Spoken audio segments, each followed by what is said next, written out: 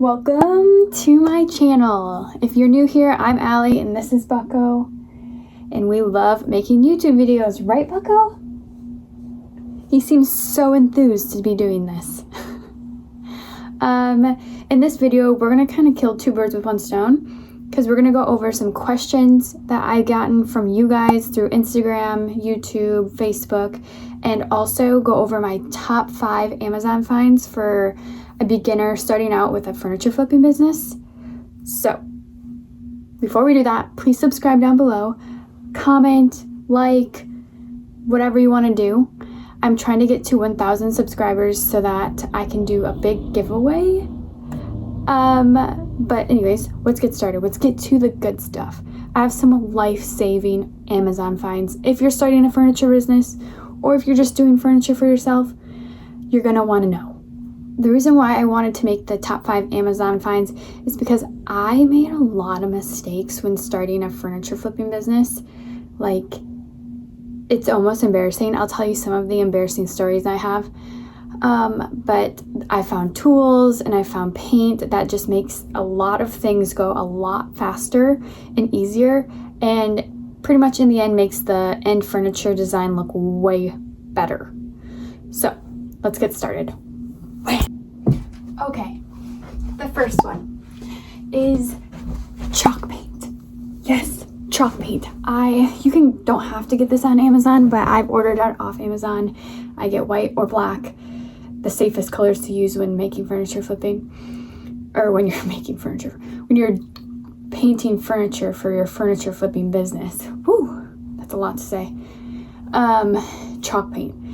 It saves you a ton of time because you don't have to sand. I still sand myself. I still sand like a little bit, not like super crazy or anything, and then clean off my furniture and then I paint it with chalk paint. Super easy. I love matte finish. I'm more of a matte person than a gloss. Gloss just looks too fakey to me, but sometimes gloss is good if you want a lot of protection on your furniture.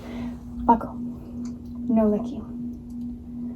So if you're starting out and you're looking for paint to use and a paint that's kind of easier than other paints, maybe you didn't even know there was some paints that were easier than others, but there is. Bucko, stop.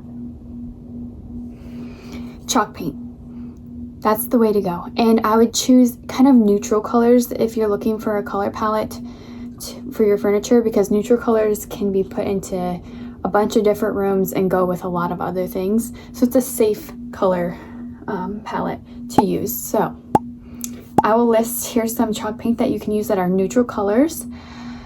And that would be my top number 1 thing if you're starting out.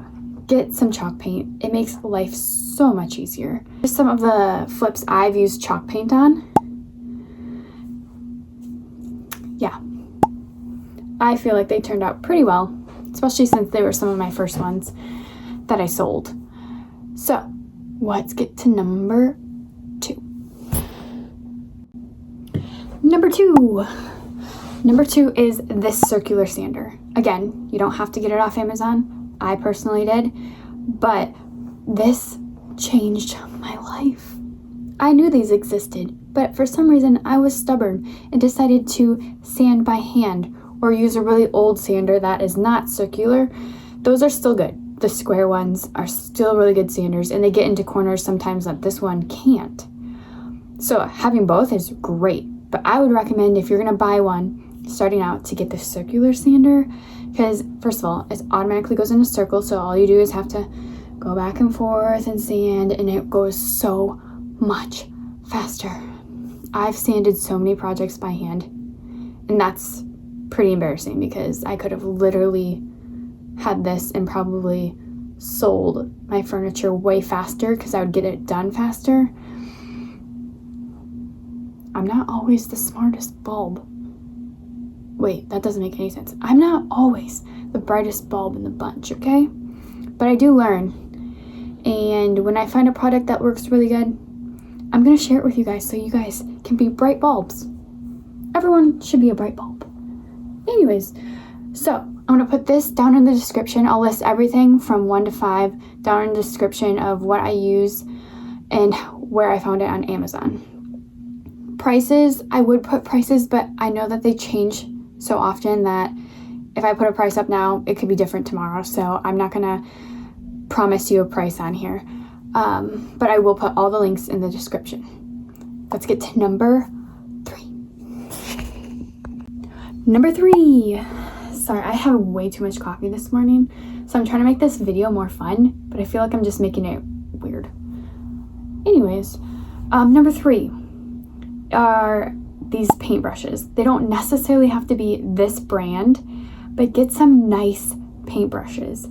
I started out buying the really cheap ones that like came in a huge pack of like 20, and they had like really rough bristles, which is fine for like chalk paint, because chalk paint will kind of smooth out on its own, but the bristles come out and they like stick to the furniture or whatever you're painting, and you have to like pull them out, and then they leave. You have to re-sand it down because there's the edge, and then you have to repaint it, and then when you're painting and you find them, you pull them out and you have to keep going. Like, they're a mess. That's for like really crappy things.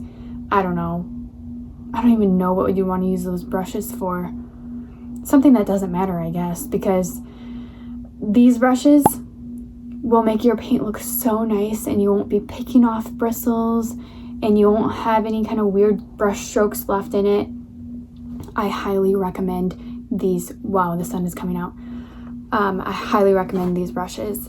Again, you don't have to be this brand, but get some nicer brushes for your business. It'll just start off on the right foot. Be a bright bulb. Okay, let's get to number 4. Ooh, 4. Wow, the sun is really coming out now. It was so nice before. Anyways, let me just scoot in a little bit. Number 4. That didn't help. Right here. 4. This paint bucket is actually, it seems so simple, but is so nice to have. First of all, there's a little magnet on the inside that you can hold your brush, so you don't have to lay your brush down on something or leave your brush in the bucket, which is not good for it. You can like magnetize it to the side so it'll hold your brush. Awesome. Perfect. Love that design. It's nice to have this bucket because of this handle, and also it's a lot smaller, so you don't have to carry around this big, huge thing of paint. And I know I've been told a million times, don't dip your paintbrush in the actual paint can. I still do it sometimes, but you know, be a rebel if you want. But the reason why is because so much dirt can get into it. Your brush can get dirty from the piece of furniture that you're painting, and you're putting dirt into the paint. You don't want to do that. And again, it gets heavy carrying that thing around if you're going from side to side or whatever you're doing, like bringing it around walls or trim or doors, whatever. Getting this little paint bucket and then closing the can and putting that off to the side is very nice. Like, you can bring it anywhere you want. You can have your brush sitting there without it getting dirty. I highly recommend this. Next level for your business. Here you go. Bam. Okay, one more. We have one more, and then I'm going to answer some questions that I got from you over Instagram. So number 5. Number 5, I get asked about all the time. I wouldn't say it's absolutely necessary for your business or anything, but since so many people ask me about it and where I got it, I'm going to share it in this video. This is me wearing a coverall. A lot of people don't know what it's called, but when it covers all of you, it's called a coverall. And I got this, I think it's the Dickies brand, all black. I'll link it in the description as number 5. I get so many questions on it. I don't know if it's because they like the way it looks or they're sick of getting paint all over themselves, because if you're doing this for sure as a business or even as a hobby, you're gonna get paint everywhere. So having some designated paint clothes is essential. And so this is what I use. Here's some videos of me using the tools that I just went through, and after, let's answer your questions.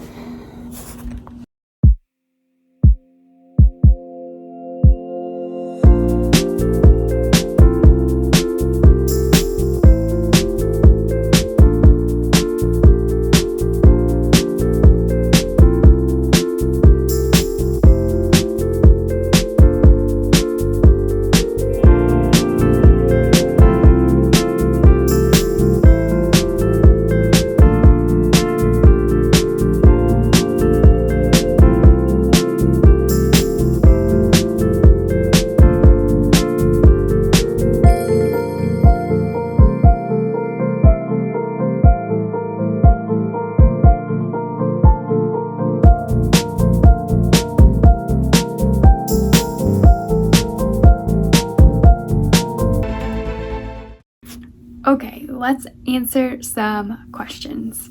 I'm just going to answer the top 3 most common questions I get. I get these 3 a lot.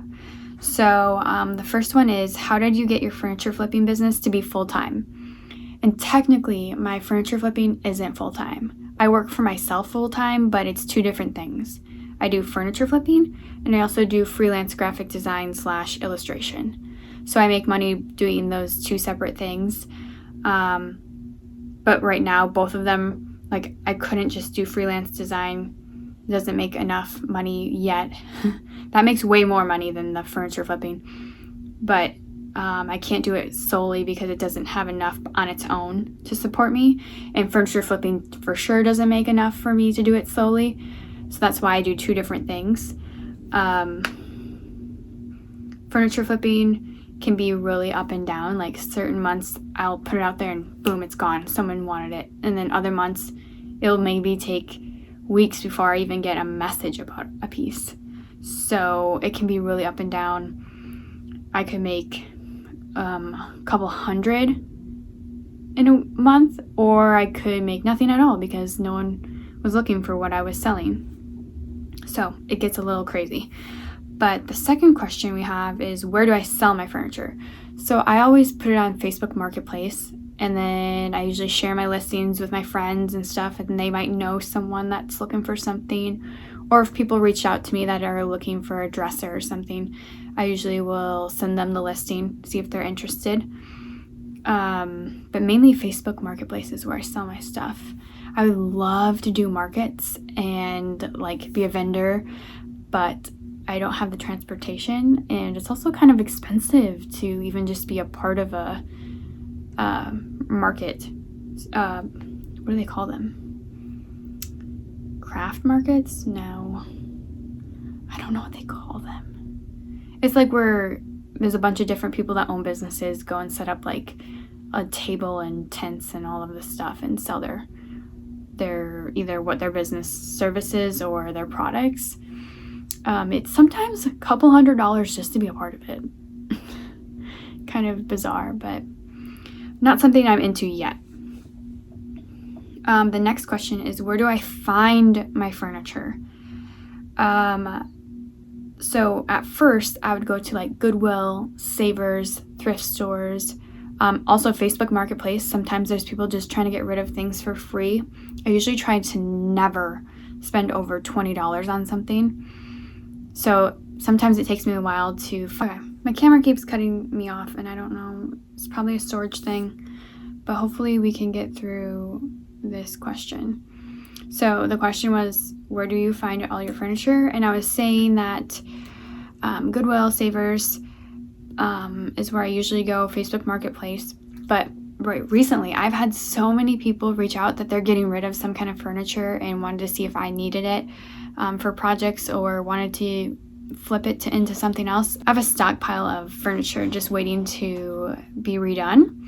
So that's exciting. I love that. If you have furniture you're getting rid of, let me know. That's awesome. I would love to come pick it up and bring it home and redo it. But I've also had some people who've reached out that has a lot of furniture, and I don't always have room to store it. So sometimes I have to say no, which is sad because more furniture the better for me. But yeah, so if you're just starting out, I would definitely check out Savers. Savers has a lot cheaper stuff. Goodwill sometimes jacks up the price, and I'm like, why? That is ugly. But it's like $50. Weird. So I usually try to hit Savers first, then Goodwill, and other thrift stores sometimes that are getting rid of things. I don't really use Craigslist, but I've heard of other people using Craigslist, so that's another one you could try. Garage sales. Ooh, good one. I mean, here in Minnesota, it's winter and no one's having a garage sale, but during the summer, if you can get to garage sales and see if they have any furniture, another place that they sell pretty cheap is garage sales. So yeah, that is all the questions that I'm going to answer. Thank you guys so much for watching. I hope this was helpful for anyone who's doing furniture or even redoing a room. Like, it could help with any kind of restoration project. But let me know if you have any more questions. Put them in the comments, and I will see you guys in the next video.